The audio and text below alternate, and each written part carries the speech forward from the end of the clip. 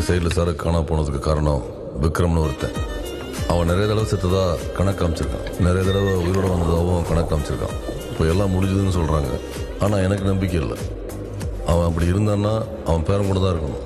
அவன் பேரன் எங்கேயோ வெளிநாட்டில் இருக்கதா சொல்கிறாங்க.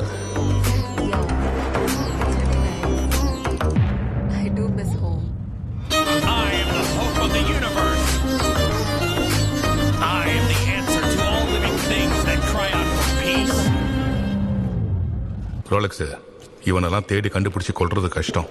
முதல்ல நம்ம டிஸ்ட்ரிபியூஷன் ஆரம்பிப்போம். எவன் கையிலையும் சரக்கு இல்லாமல் கொடுத்தாங்க.